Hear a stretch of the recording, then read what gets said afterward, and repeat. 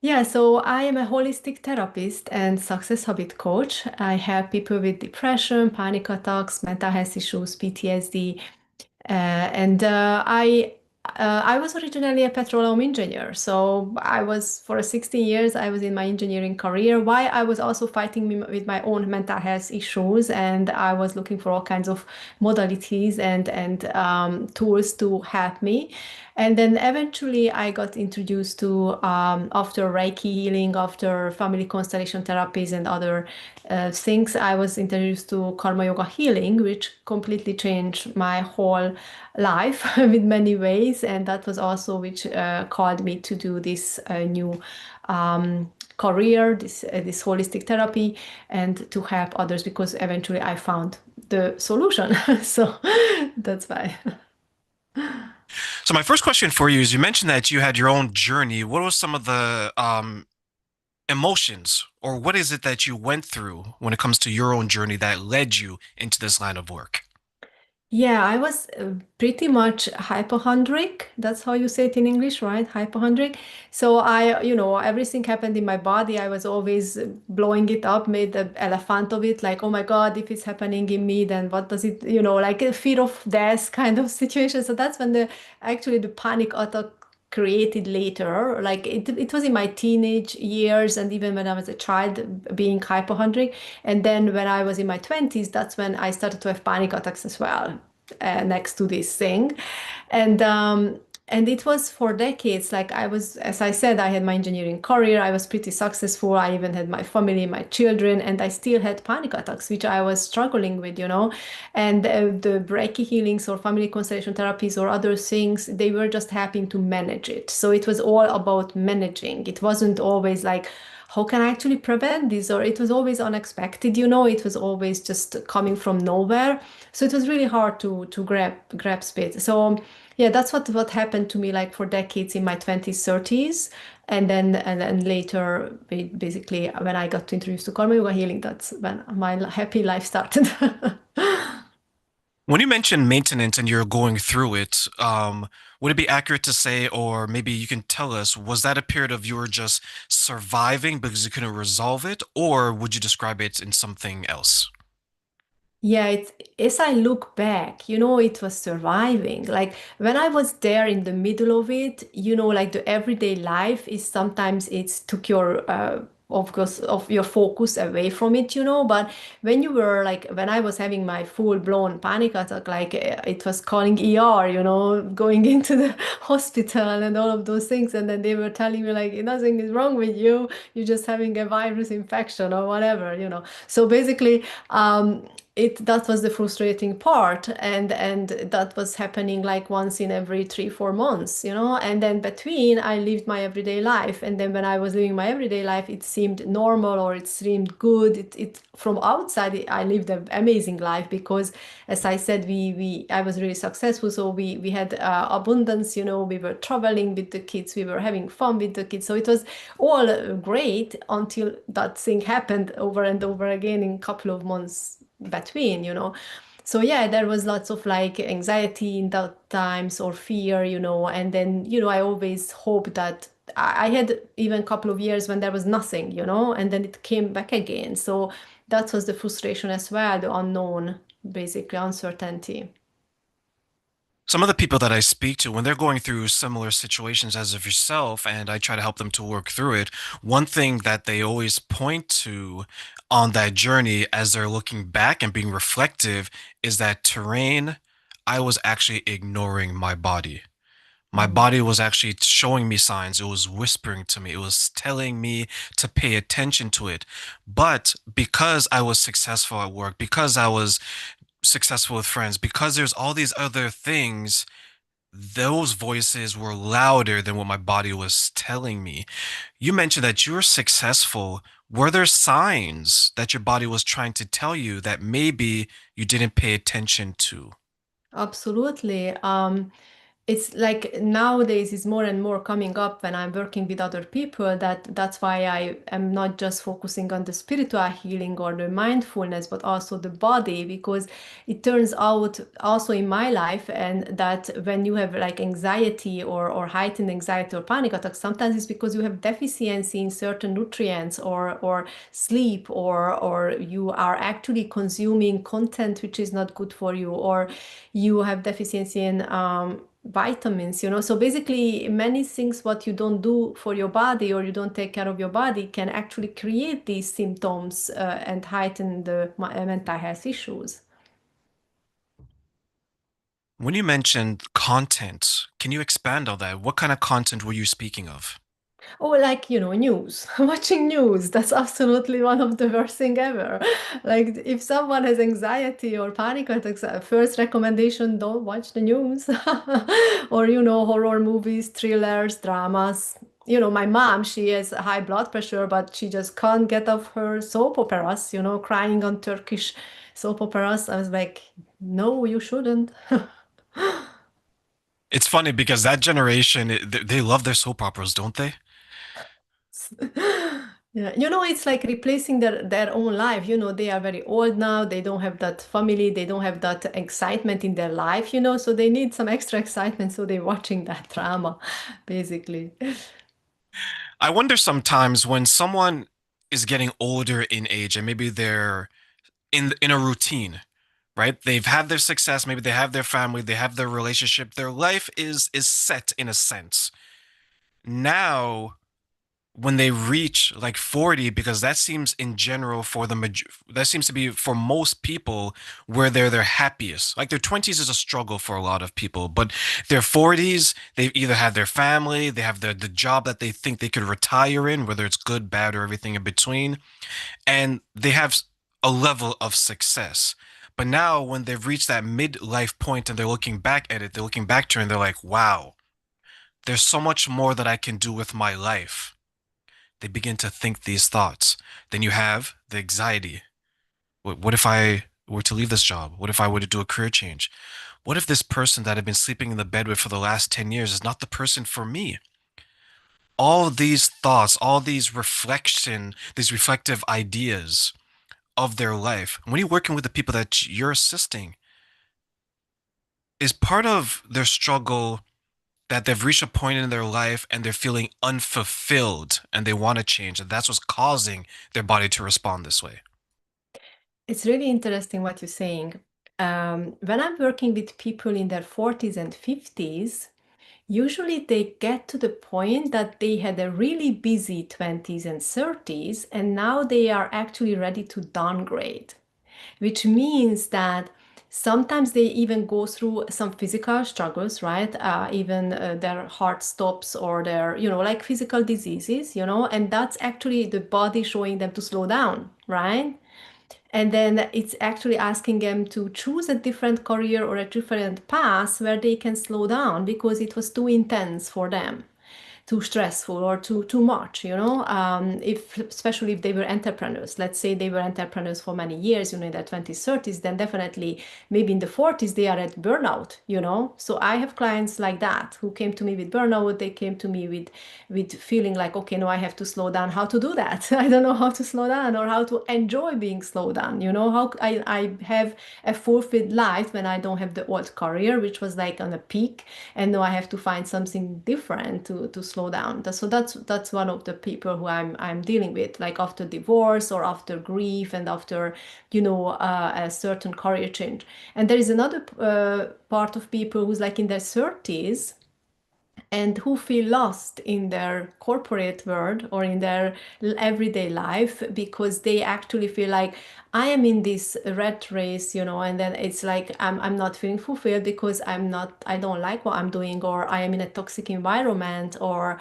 it's basically I feel stuck here because I don't like what I'm doing, but what can I do instead? So that's kind of like they don't have the vision, they don't have the replacement. So that makes them feel limited, that makes them feel stuck, that they don't know where to move forward. So that's another group of people I'm dealing with.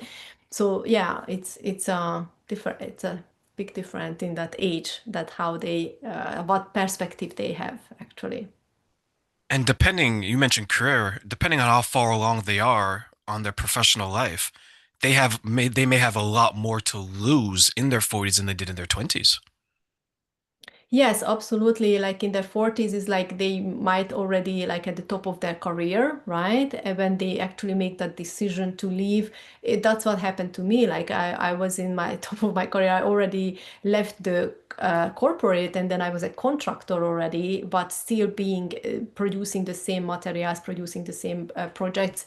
And then eventually I just felt like I can't do this anymore. I can't use these softwares. I can't look at these spreadsheets. I just can't do this anymore. I want human connection. I want different life. And then I want like more time with my children and all of those things. So yeah, that's what change happened in my life. And for some other people is like finding again a way like when they can be their own boss, like sometimes when they are in corporate, they are stressed, they have their boss, they have their managers, and when you become your own boss or you become an entrepreneur, you feel a relief because then you are in control, you are more in control, and then you believe that it's going to be easier, although it's not going to be easier, but in one way yes. So it's like you can decide which day you work or which day you don't work, right? You can be more flexible. You don't need to report to anybody. Basically, is on you. Is you are the one who motivating yourself or who has to be disciplined. While when you are in a corporate world, like you actually have to do what they say. So I feel the benefits being an entrepreneur and not being in the corporate, and then I really enjoy that, being able to homeschool my daughter. So it's a different lifestyle, definitely.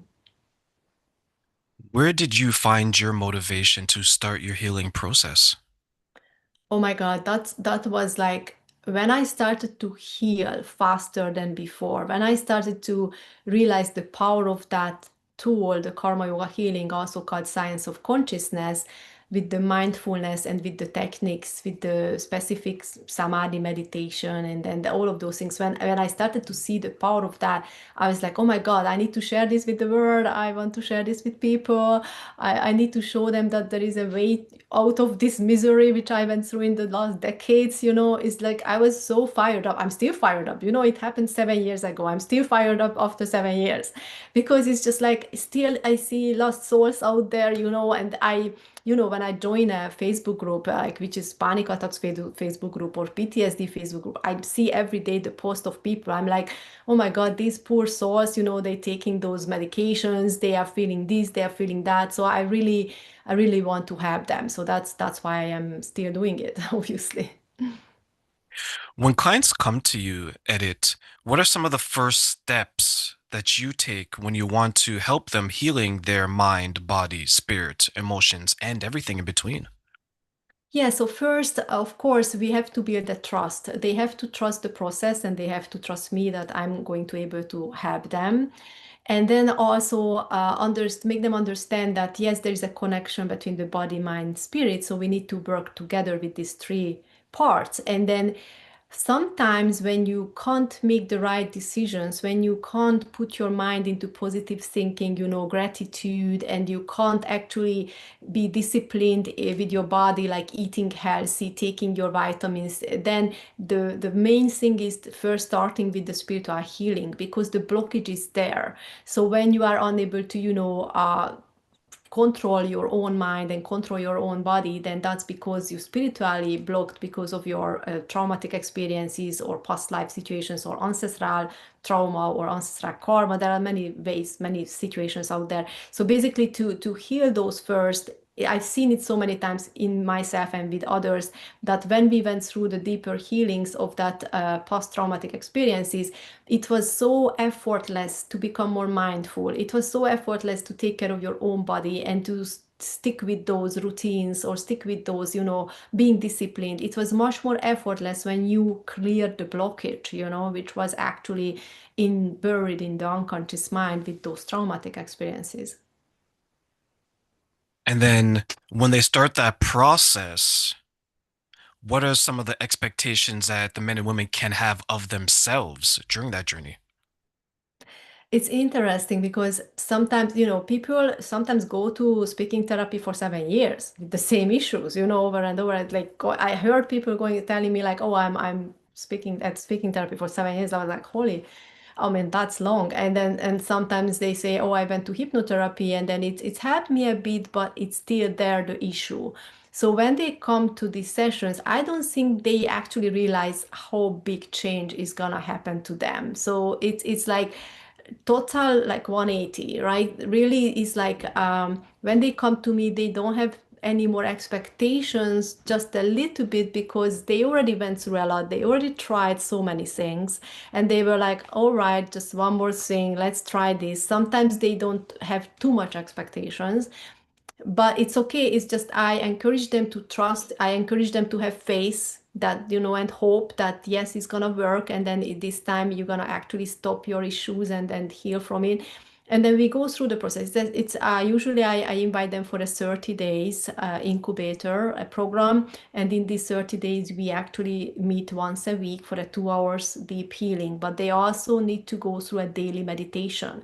So there is every day a different meditation they need to listen to, which is cleansing already many things from their existence while working on the deeper healings as well. And there is also a video material they need to watch so they understand more what's going on in this multidimensional existence. And at the end, like I am flabbergasted sometimes about the results. It's like for me, it's like, oh my God, this is what happened to her. So, like for example, one of my clients recently, she came to me. She knew me for years, and because we were in the same community, and then basically she came to me because she had urgency. She also had issues for longer time period, but those issues were like, when you custom to your issues, when you custom to be depressed, when you custom to, sometimes you don't even know what's the life without it. So you don't like, okay, I'm just hanging up, here.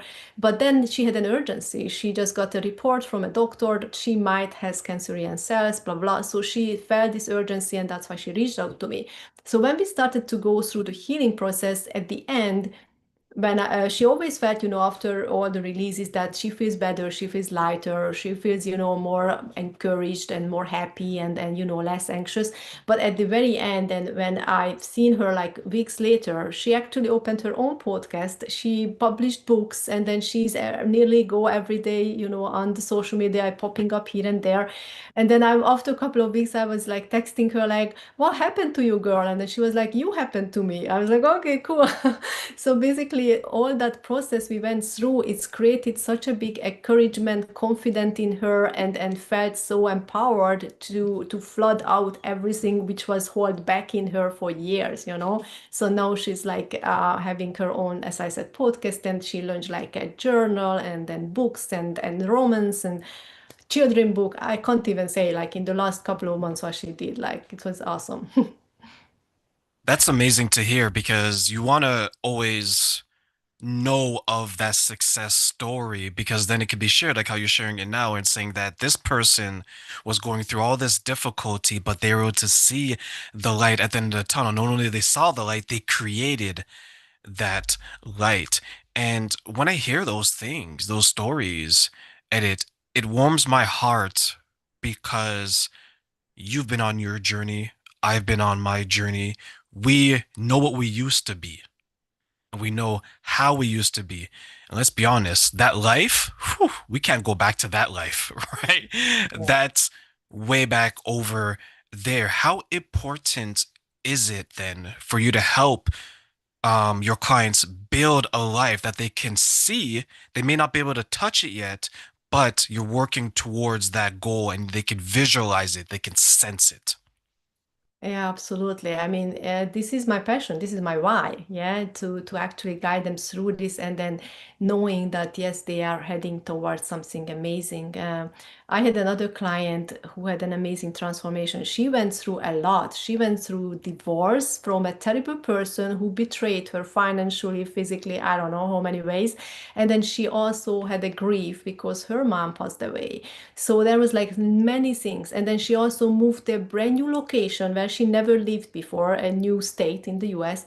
So basically there was so many things going on. And then even in this big turmoil while we were doing the 30 days incubator, she still managed to meet with an amazing person. And then eventually, now 1 year later, they are in the biggest love and moving in together. And she already forgot about everything what happened to her. You know, she's just like flying like a bird. So that's transformation also happens when you heal, you let go all the past, and then you attract an amazing person into your life. When it comes to attracting someone into your life after you're doing that healing journey or even during,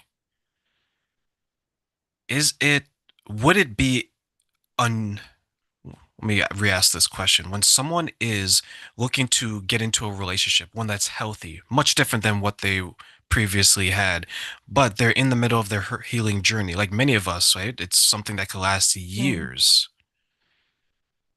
Is there a sense of hesitation that maybe they're not worthy or valuable enough for that new relationship that looks so different than their previous ones? Absolutely. And the funny thing is that some people even questioning like, oh, should I get into a relationship while I'm healing? Or should I postpone it? Like, should I actually just be alone for a while I'm healing, you know? But the interesting thing is that this every new person who comes into your life is going to help you to heal as well through the triggers. So also when she met this person, we were all doing this healing. She also had to hear certain things which got triggered by this new person. So that's helped her to actually smooth into the new relationship better. If that person wouldn't arrive, then certain things wouldn't get healed, you know, because they wouldn't be triggered in that moment. So I believe that every person who comes into your life, they say that it's either a blessing or lesson or whatever, you know. But basically, when it's a lesson, it's like triggering you. So you know, like, oh my God, I still have this issue. I just got triggered by this thing. So let's heal it. So I go deep and then I heal it, and then now I understand like what's going on, and the whole situation can be unsolved, you know, resolved. What if that journey that we're talking about here, where you're allowing someone into your life and you still want to have that connection, but then you look back and you think to yourself, I'm afraid. What if it doesn't work out? What if I'm alone again and I just can't be alone? And then they go back to what is familiar, the chaos, the drama, the unhealthiness, the anxiety. My legs not working because I'm so stressed out. My fingers are tingling because I'm so anxious. What happens to the person that maybe goes back to their former self because it's familiar, it's comfortable, and maybe the new version of them is just too scary? If they go through the healing process, they won't go back. You know, or they just go back to someone who they left when they were not ready to meet with that person, and that person was not the wrong at the same situation. You know what I'm saying? So might they met each other like maybe 10 years ago, and the person was they haven't had the right energy or the frequency each other, because both of them had to heal or grow, and maybe 10 years later they can come together when they were all grown and healed, you know what I'm saying? So that could happen, but between that 10 years maybe they already had other partners who they needed for the healing process or for other things. So what who you meant to be with you, they always gonna be with you. The other one is just showing up and leaving, you know, or just giving you some karma and leaving, you know, basically. So if you finding yourself going back because you're not doing the healing yet, but you are just struggling and journaling and speaking therapy and whatever, so basically you are falling back always to the same patterns, then most likely you haven't healed. And then you are just obviously, yes, you navigating back to the old persona you have, and then to the familiarity and all of those things. So I had clients who had a very abusive husband, and she also always went back into the pattern.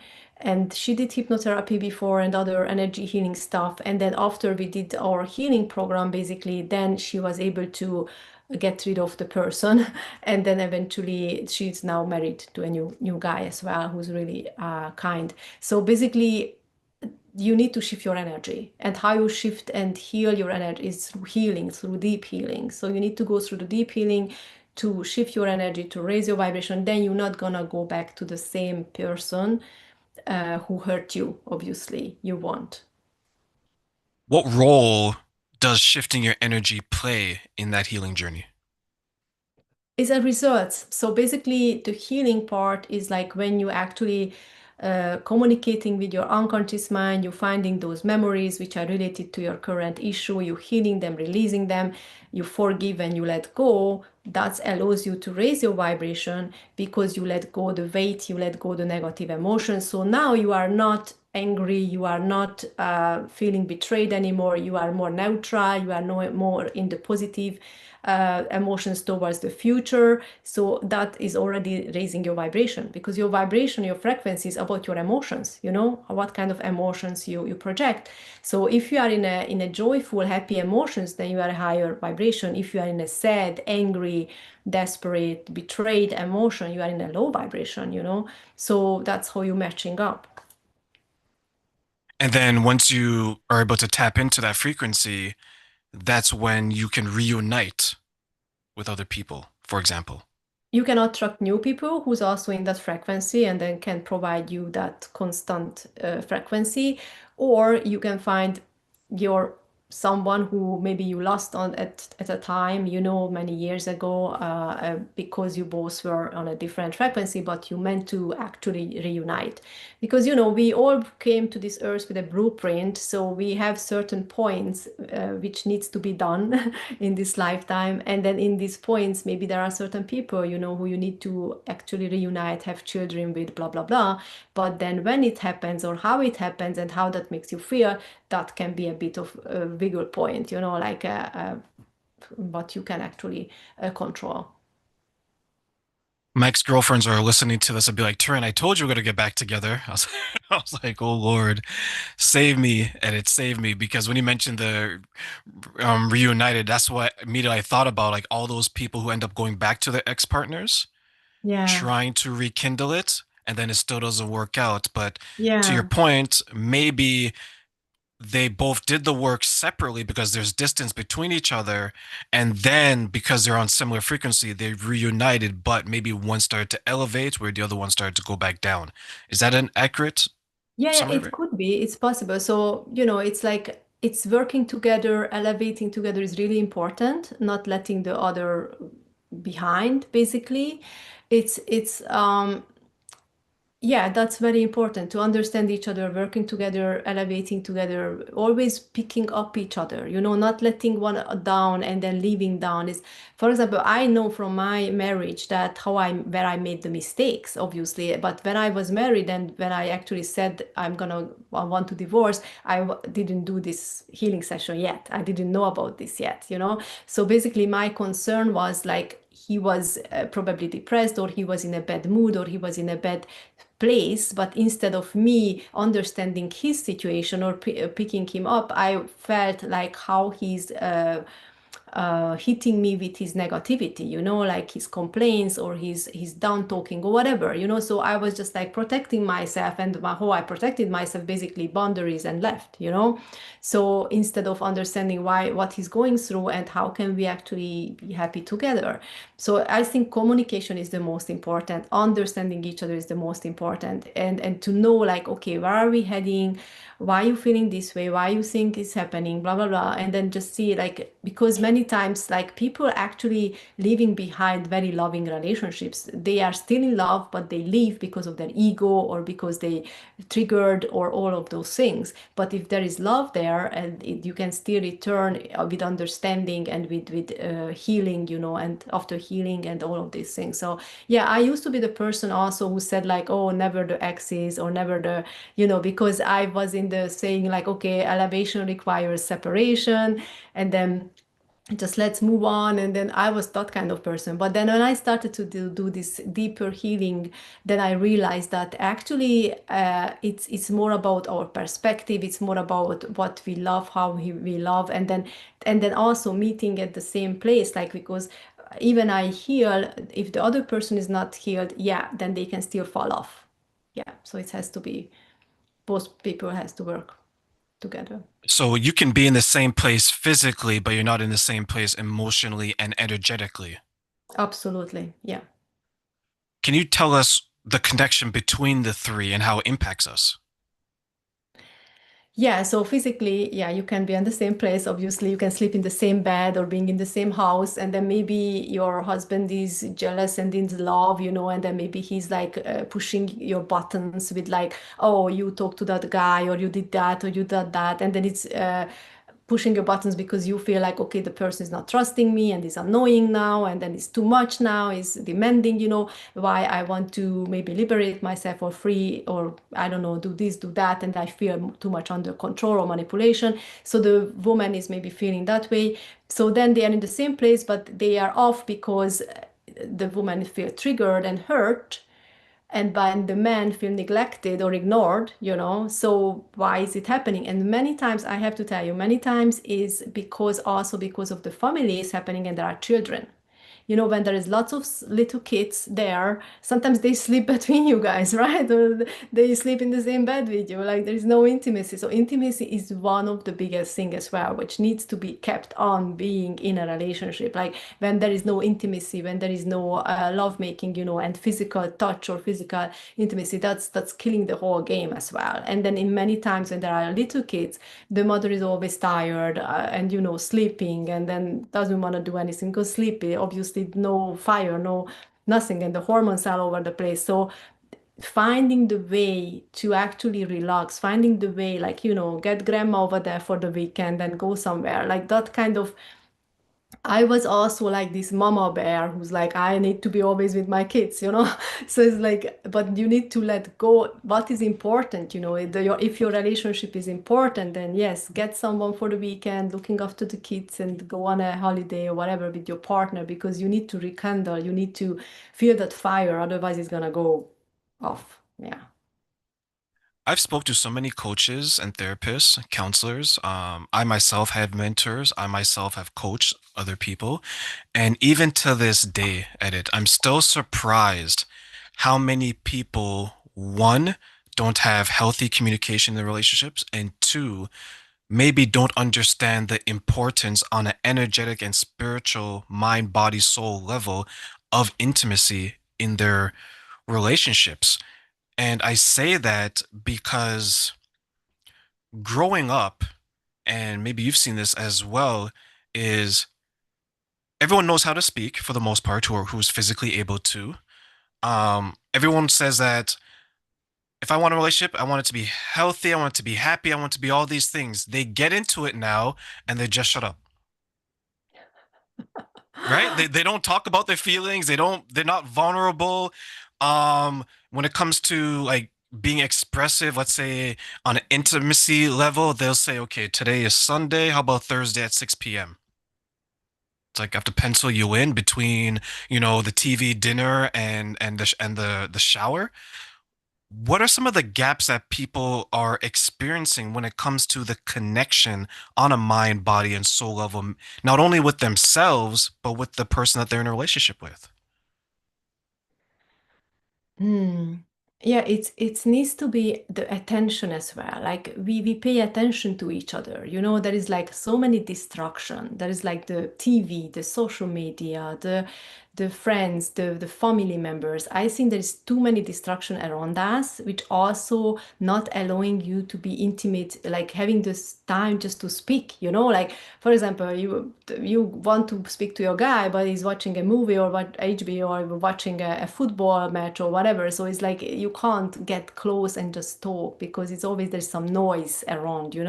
That's why it's like go for a walk to the park or to the mountains or whatever to have that more quiet time. So I think that's the biggest issue is that there's no quiet time. We got so consumed in the whole life since children, that there's always noise around that. We need noise all the time. And that's why we can't even connect with ourselves, with our higher self or with our guides or whatever. That's why we don't have a vision. That's why we don't have, like a perspective or positive thoughts. That's why we always full of worries and because we don't have that thing, that connection. And it's because of the noise around us. Just switch off that thing, just There are people who's going home and first thing what they do, they switch on the TV. Or they enter a hotel room, they switch on the TV. Or, it's like there are people like that, I know. And why you do that? Why do you need noise all the time? You sometimes you just need to be and listen actually not to the noise, but to yourself or to the other person who's important. Again, priorities. What do you prioritize, right? When I saw someone bring their tablet into the washroom to watch something as they're using the toilet, that's when I knew the world is coming to an end. Because for me, I'm trying to get in there, do what I gotta do, and get out. Where this person is probably watching a show, a movie, right? And to your point, we've become so dependent on it that the thought of silence drives us crazy Mm. because maybe we're not used to it. Or worse yet, maybe we don't even like the thoughts in our own head because when everything is quiet, we're like, oh, have you thought about doing this? Have you thought about doing that? Worse yet, self-sabotaging thoughts. You're not good enough. You're fat. You're ugly. You're gonna die alone. You're gonna be a cat mom. You're gonna be whomever. What impact does our own personal thoughts have on our confidence, on our value, on our worth as well? Everything. Like our thoughts is the initiation of your whole misery. Everything. Like everything starts with your thoughts. Your thoughts create your emotions. If you have a negative thought, that's already start worrying you, making you anxious and making you sad or angry or whatever. It starts with your thoughts. And then you having those negative emotions, you ruining already your energy body, you blocking your chakras, that making you sick.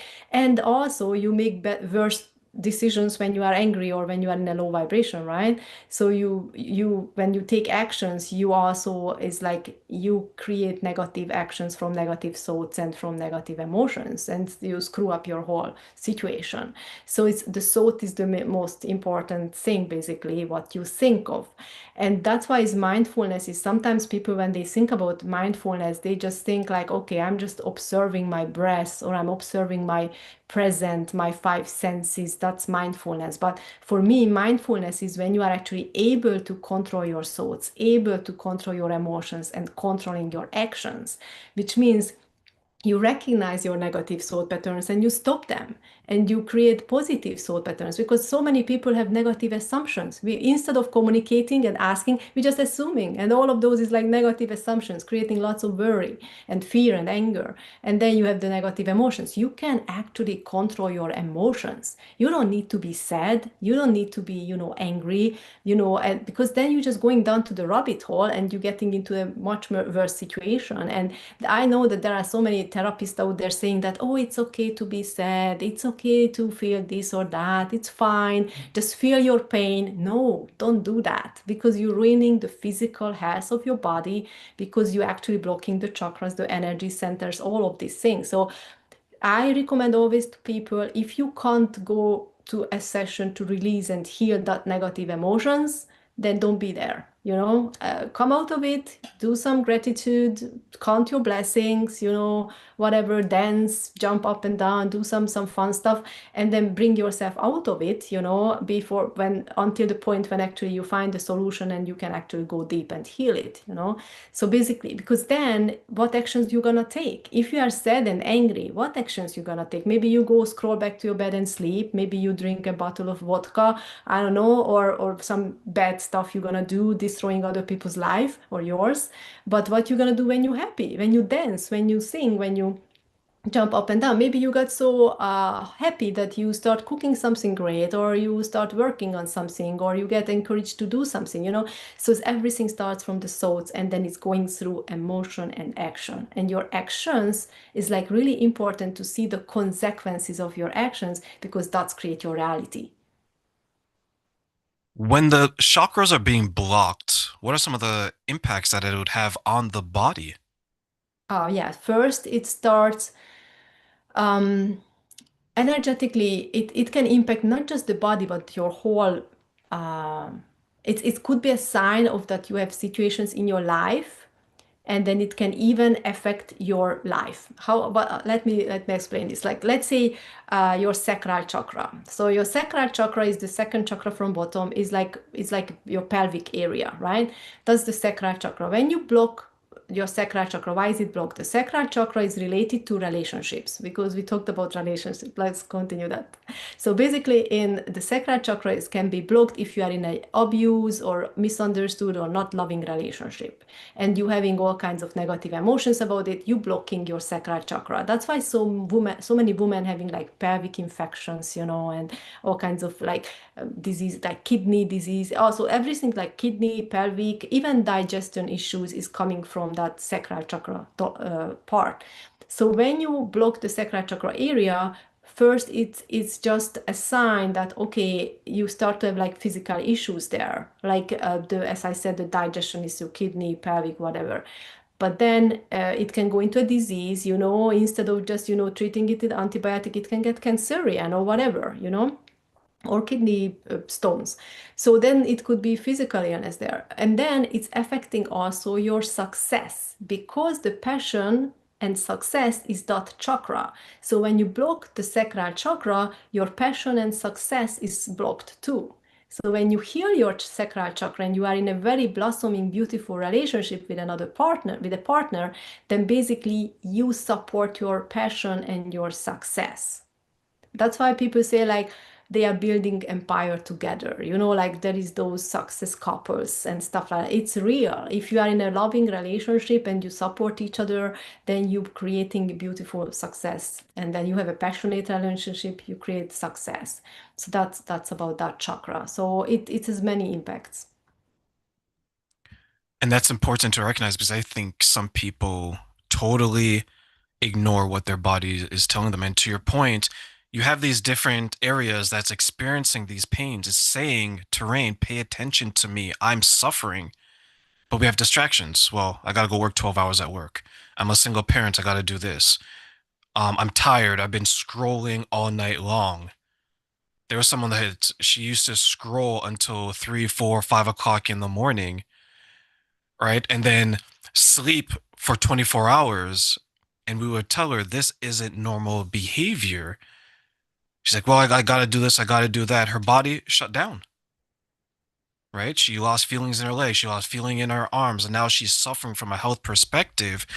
And it's like your body was telling you all these things. Your body was communicating to the people around you that these things are going on, but you prioritize things that in the long run, and ladies and gentlemen, I know you guys are going to hate me for saying this, that doesn't really matter, right? Because when it comes to, and you touched on that, right? When it comes to the four pillars of health, spiritual, emotional, mental, physical, everyone knows the physical. I eat better, I go to the gym. Yeah, okay, that could work.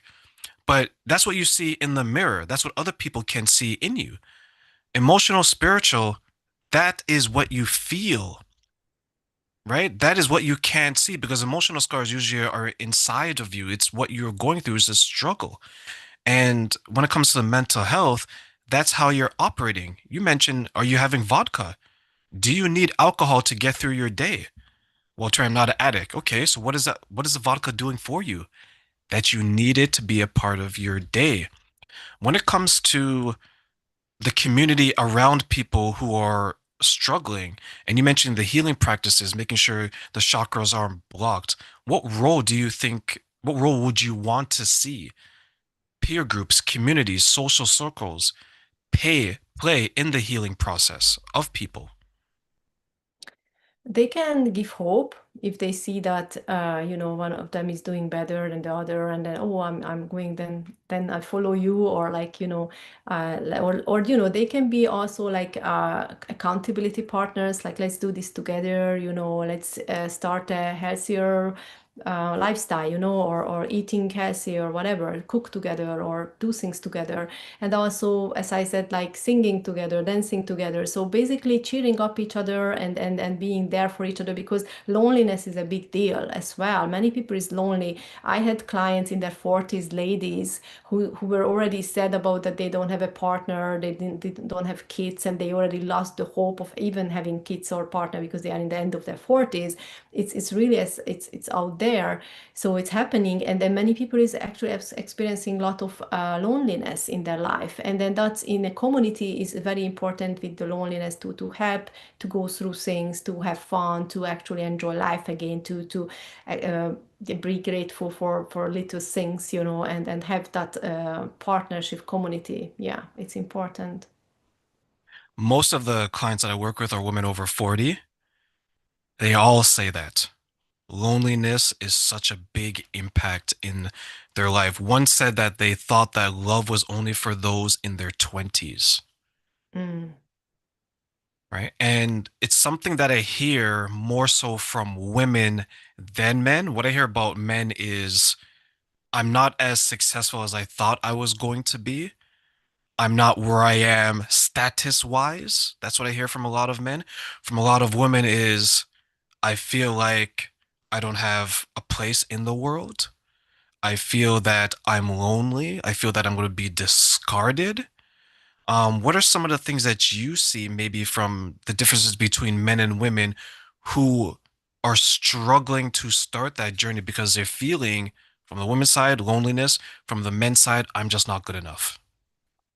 It's interesting that you say that, because also some men, some of them can also feel lonely and also feel like they have nothing to work for if they don't have a partner, like they are not motivated that much anymore because it's just them. So it's if you find a partner, it's definitely give you motivation to feel better, to take care of yourself better, and to actually take different roles in life and all of those things.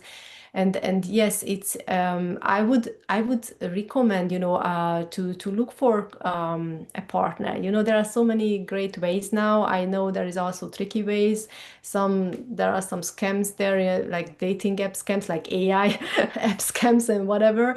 But there are some legitimate ones as well. So I would suggest to try to get to, like single parties, or going to clubs or whatever, which is specifically for dating, because there are many people out there who's looking for real love, who's looking for real partnership relationship, and then they are in their 40s and 50s. So is what is important, how are you going to go there? Are you going to go there with open-mindedness, with kindness, with humbleness and politeness, or are you going to go there with judgment and criticism, and with hafty ways of thinking or egoistic ways?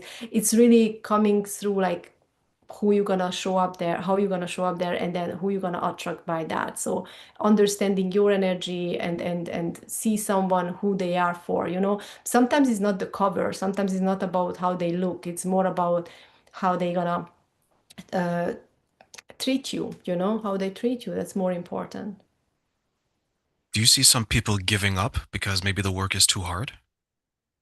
Absolutely. I see some people who's giving up, and then they, or it's not, maybe they just like hopeless, and then even in their 30s or 40s, when they are like lonely for a long time, they can't even, sometimes they don't have a partner because they are afraid that how it's gonna turn out. So they first need to try with a plant, with an animal, with a, like building up the discipline, or building up the not being alone, and having someone else there as well besides them. So it's a process, but you know what gave me a lot of hope after my divorce, obviously after my divorce, when I was looking for love again, that I had a friend who was already 60, and then she fell in love, and then she got married, and I was like, oh my God, you are such a great example that I can still find love, on the way. So I'm just not gonna be worried. So basically, there is love in any ages. It's not about age ever. It's like, it's just trusting the process, going through it. And you don't need to always look for like marriage, or look for like long term. Sometimes you just having fun with someone for a while, not to be lonely. Just if you have a good time, you can just start having a good time, and then figure out later where is it going, or is it going anywhere or not. Just it's, I think it's more about enjoying your life. How do you enjoy your life? If you meet with people, or if you are sitting at home. As I got older, because I've hit my 40s, and My 20s was difficult for me, but I learned from it. It was just a decade of just life is saying, terrain, these are the lessons. We're going to condense them in 10 years, survive. I was like, whew, okay, I'm going to try my best to survive. But I did, and here I am. I used to think that things outside of myself was going to make me happy. The car, the house, the beautiful woman, the job, the promotion, the money. After a while, I started to attain some of these things, and I was like, oh, is that it? So I push higher. I achieve higher. Oh, is that it? Instead of me pursuing external things, I changed my perspective. I adjusted my lens and I said, I want to be content. And then I was like, Terrain, are you content with your life? And I was like, absolutely 100%. If I would have died today, I'm proud of my legacy. And I was content. And that's when I noticed my energy shifted.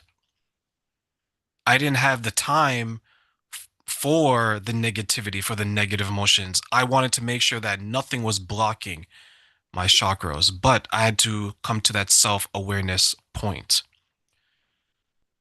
Self awareness for the people you work with. How difficult is that journey for some people? Self-awareness. We talked about the speaking therapy for 7 years situation. I heard of people who went to speaking therapy for many years, and then that was actually helped them to have the self-awareness, that actually helped them to get to the point like understanding their own behaviors, understanding their own triggers, understanding where they actually wrong in certain situations and why they shouldn't point their fingers all the time on others, right? Or being in victim mentality. So, understanding your patterns or your behaviors, your habits, how you're ruining your life, basically, it's really important. Awareness is like the first thing, right? What you need to achieve to able to change. Because you need to change, and then otherwise you're just gonna be stuck, right? So, and change is the only constant. So, if you don't change yourself, then universe or something energy is gonna make you to change anyway. It's gonna drastically do something to you, so then you need to change, right? So yeah, it's awareness is the beginning of everything basically in the transformation journey, and how you reach to that awareness and how fast that awareness happens to you. That's also crucial, because if it happens in 7 years, then guess what? When you're gonna start the change, right? If the awareness happens much faster, then you are able to change faster, so you're gonna experience your better life earlier. So it's on you, like when do you want to actually start the transformation and have that awareness that yeah, everything starts within me. It starts with me. It's not other people has to change, or not circumstances has to change. I have to change first, then the people will change and the circumstances will change. Earlier, Edit, you mentioned family, and you mentioned your family, and you mentioned the family of some of the people you work with. From a energy perspective, how can someone adjust or shift the energy within their family home and within their family? Actually is not as difficult as you think. So when you start your own healing journey, you are part of that family energetically.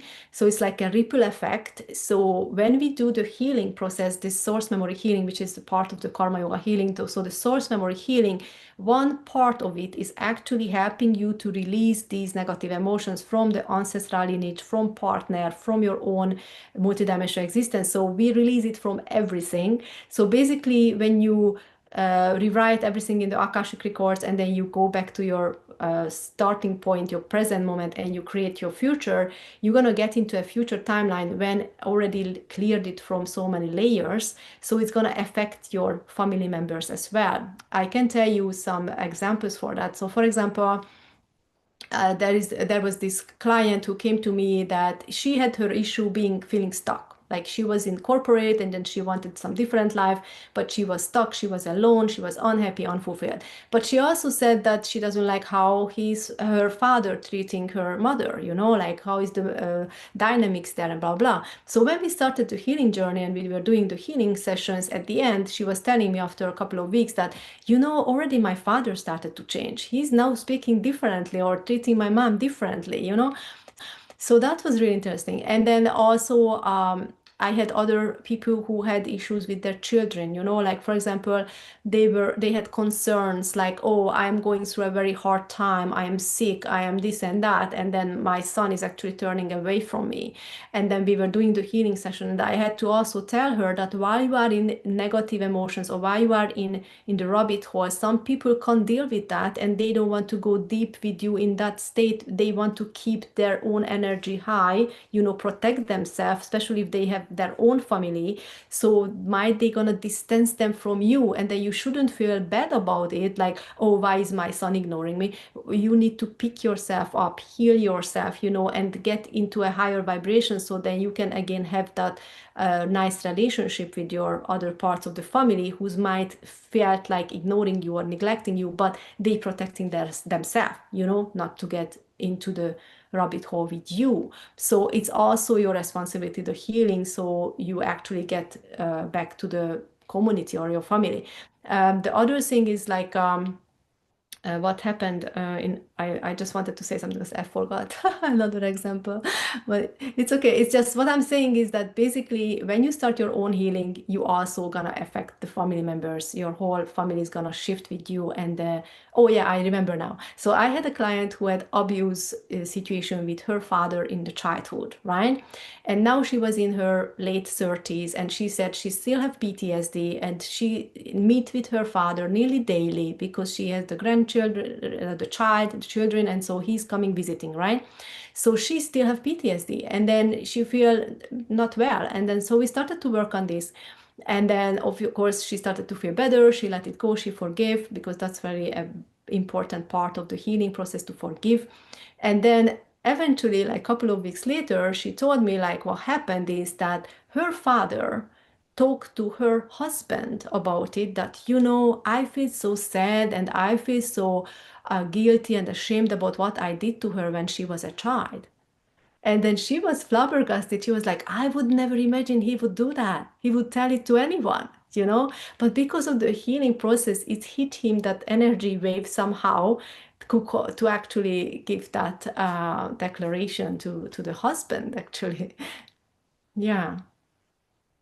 Thank you for sharing that, because I've always wondered that, because I know boundaries are important, and I wonder sometimes when, let's say, you have a family of four, husband, wife, and two kids, and you have someone that's negative, we know that that can impact the family dynamic, right? Maybe people pull away, maybe people avoid and things like that. But when someone who is entering or re-entering their family with a healthier perspective, a positive, joyous energy, then you give in the example where it impacts other people and they're like, hey, I'm starting to sense that energy. And then they do something that's very happy. So thank you for sharing. That sounds very powerful. Yes, it's important to do this kind of healings, like deep healings. And I always say that if you are the one person who take responsibility for your own healing, you're gonna shift the whole family. You're gonna heal the whole family. Let me ask you one more question, Edit, before I let you go. I want to give you three wishes. And these are things that you can wish that people knew from this question. What are three things you wish people knew about shifting the family's energy, and why? Hmm. First thing is that it's possible, because I think many people don't believe in it. That is, and then it's important. So it's possible and it's important to shift it. And guess what? You also make a big how can I say this, a positive impact on your ancestors as well. So when you work on the ancestral energies, when you work with ancestors, many times you are actually in certain situations because of ancestral trauma, ancestral karma. So when you work with ancestral trauma, let's say, and then you heal the trauma of your ancestors, that's actually create such a big change that they are happy as well, their spirit, because they got the healing, and you start to receive blessings from them as well, because they are in a higher dimension, so it's easy for them to create blessings in your 3D reality. So why people thinking like, okay, someone dies, then it's everything is happy flappy because they left behind a painful body, right? But that's not true. Like, you carry, that's why we call it spiritual healing or spirit healing or soul healing, because your soul and your spirit is carrying all of this pain with them, is like from past life, this lifetime, next lifetime. So those ancestors also carrying those pain points like the fights, the betrays, the hated relationships. And when you heal those, they are actually in their next life, they're gonna be out of that trauma, right? So they're gonna have a better life, and why they are also, reincarnating. So it's really important to acknowledge that you actually can heal ancestors, and it's reflecting back to you positively in your lineage